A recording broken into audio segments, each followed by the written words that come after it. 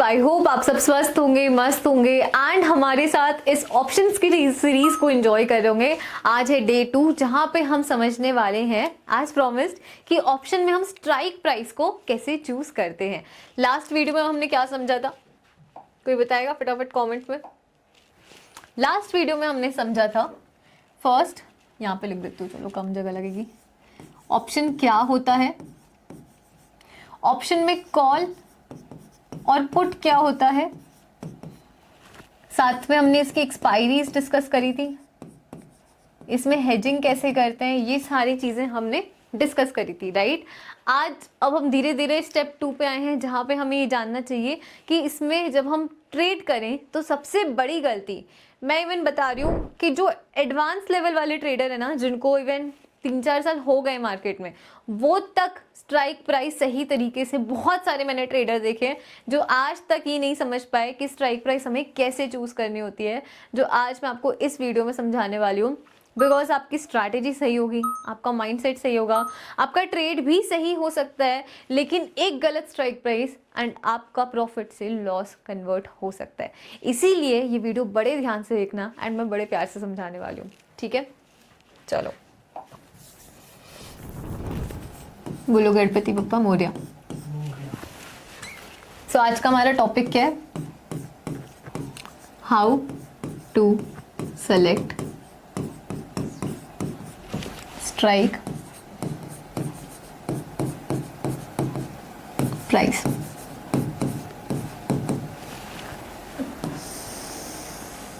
ये वीडियो ना देखने से पहले एक बार याद करो, क्योंकि मैं जानना चाहती हूँ कुछ चेंज आया कि नहीं इस वीडियो को देखने के बाद।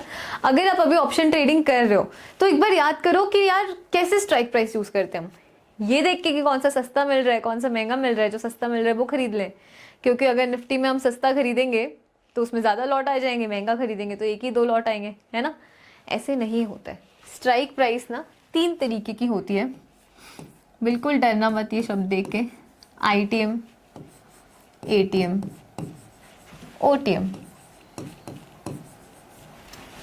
इन the money, at the money, out of the money. In the money कौन सा प्राइस होता है? इन दी मनी वो प्राइस है जो पास्ट से आ चुका है, यानी उस रास्ते से गुजर चुका है एंड उधर जा रहा है जहां पे हम फोकस कर रहे हैं, जो ऑलरेडी पास्ट में उस प्राइस पे जा चुका है। डोंट वरी, कंफ्यूजिंग लग रहा है, अभी एग्जाम्पल से क्लियर हो जाएगा।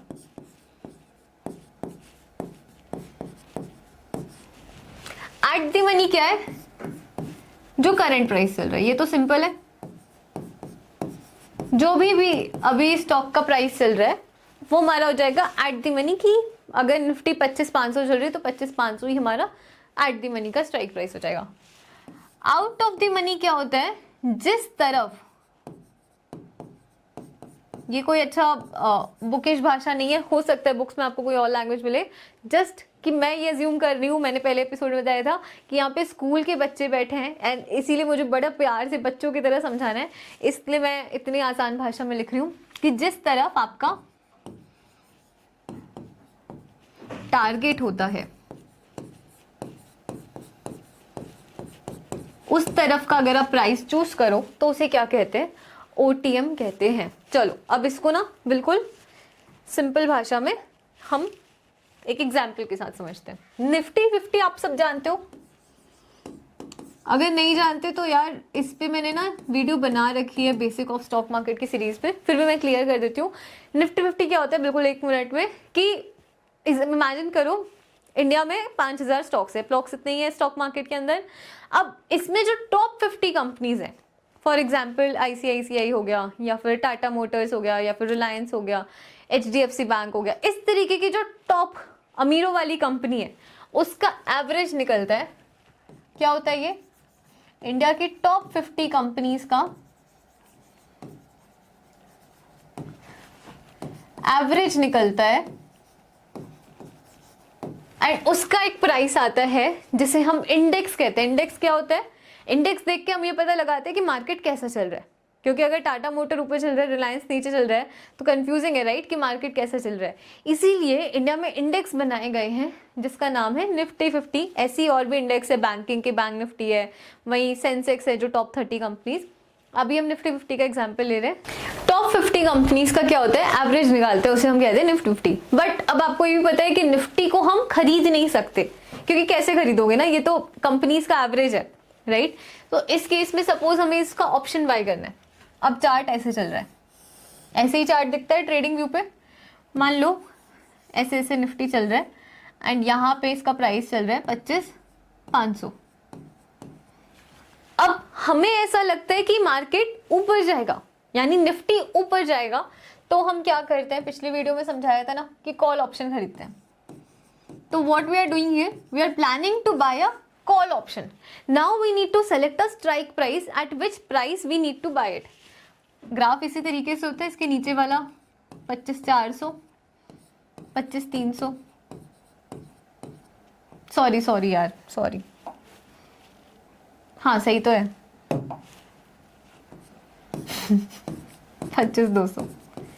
एंड इसके ऊपर प्राइस जो हम टारगेट सोच रहे हैं 25,600, 25,700, इस तरीके से चलेगा राइट। ऐसे ही चलता है ग्राफ। अब लिख लेते हैं क्या क्या निकालना है हमें, एटीएम, आईटीएम, ओटीएम।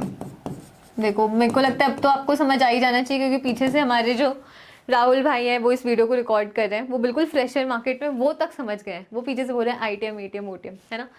चलो फटाफट, एटीएम क्या होगा, करंट प्राइस, दिस लिख लो, ध्यान से समझना, क्योंकि ये मैं कॉल ऑप्शन का बता रही हूँ, पुट ऑप्शन आपको निकालना है।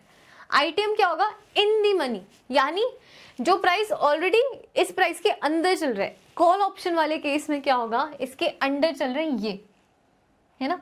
क्योंकि आप सिंपल लॉजिक लगाओ, हमारा टारगेट किस तरफ होगा, ऊपर की तरफ। तो जो ऊपर के नंबर्स होते हैं इस केस में, वो माना जाएगा ओटीएम। तो ओटीएम कहाँ आएगा, 25,600, 25,700। एंड ये गाड़ी ऐसे ही चलती जाती है, जितना दूर आप जाते जाओगे उतना ज़्यादा डीप ओटीएम होते जाएगा।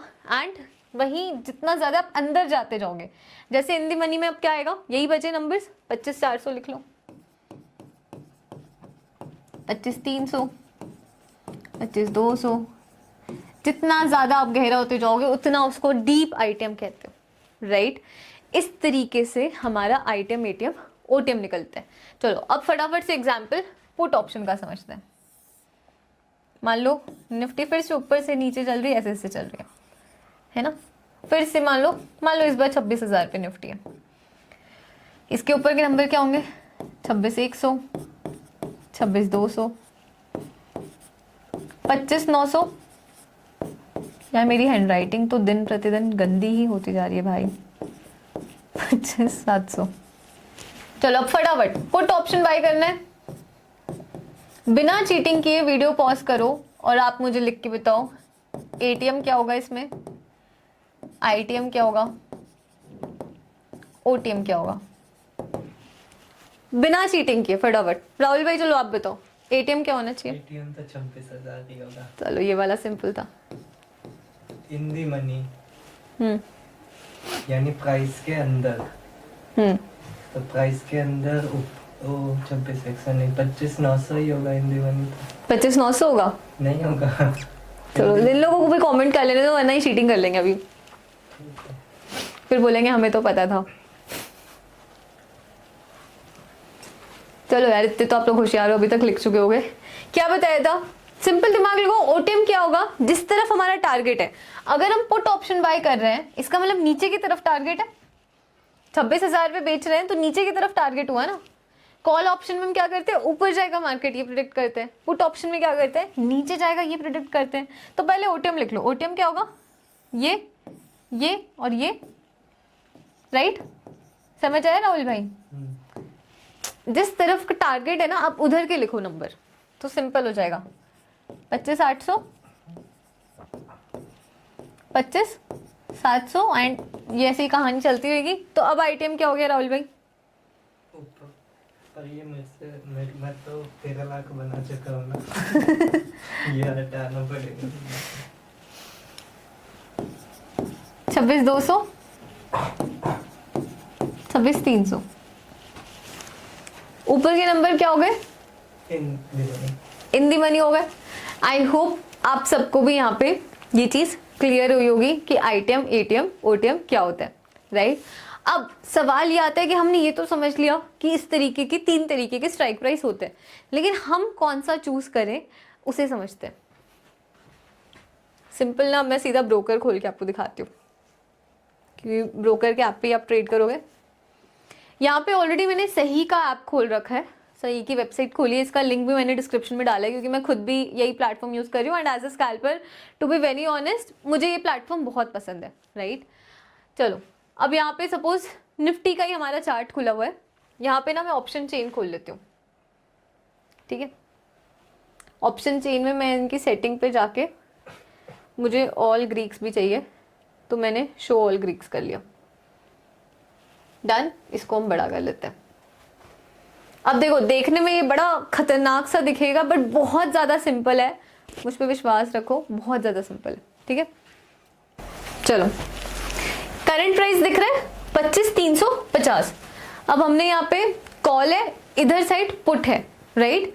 अब 25,350 में फर्स्ट लेट्स टेक कि हमें कॉल बाय करना है। तो कॉल बाय करने के लिए इसका मतलब क्या है, हमारा इन दी मनी क्या होगा 25,350 के अंदर?